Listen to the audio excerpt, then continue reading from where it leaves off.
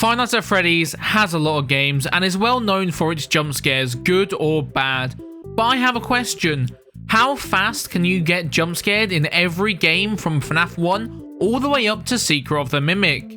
And here are the rules I set for myself. I had to get jump scared, which results in a game over. The only exception to that rule is FNAF World, because the jump scare attack doesn't kill. Glitches are allowed, and so are the CD plus quirks, like muting the game in order to skip lines of dialogue. And I had to start a new game.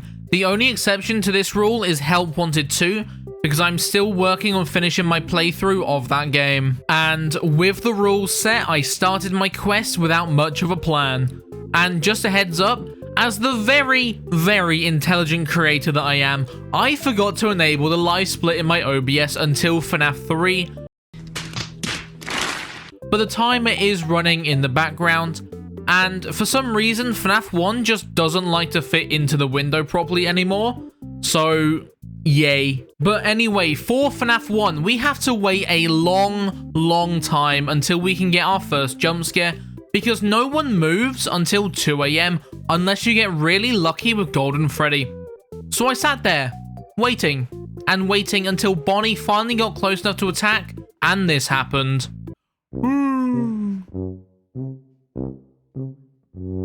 Bonnie!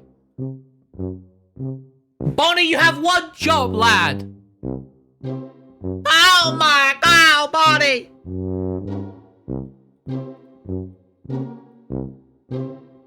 Bonnie, oh my god! Oh my god, just kill me! Bonnie, please! Please, man! Oh my god! Oh my god, how useless are you?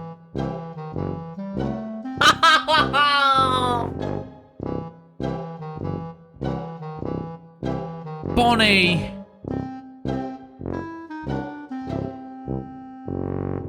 Way! Quick. So yeah, Bonnie just refused to jump scare me for a while, but eventually he did, and that's one game down. Only 13 to go. For FNAF 2, the route was obvious. To wait for the music box to wind down and for the puppet to jump scare us. However, when the puppet left, this happened. Can't you sometimes see the puppet in the cameras? Endo! Endo! I've never seen him! Endo! What about event? I've never seen Endo before! Oh! Hello, Endo. I've never seen Endo before.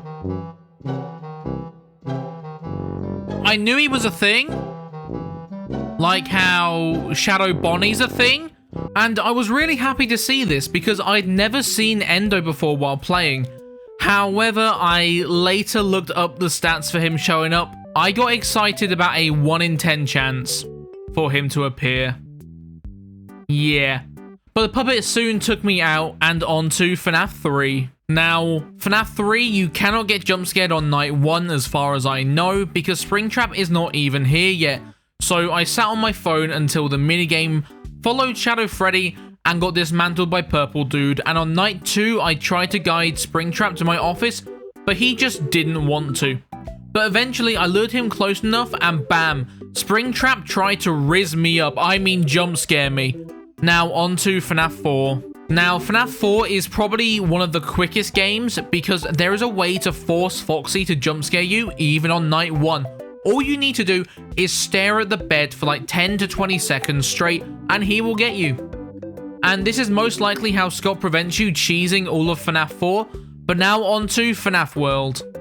Going into FNAF World, I knew of the attack jump scare, but I didn't know which enemies had it. So after a while of thinking, I decided to Google it and I couldn't get a direct answer for it. However, the Google AI bit had a small list and I decided it was worth a shot, and one of them was the auto chipper.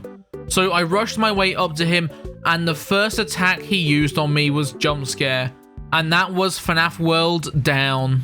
Now, sister location would probably take a long time to do because of all the dialogue, up to the first part where you're actually in danger.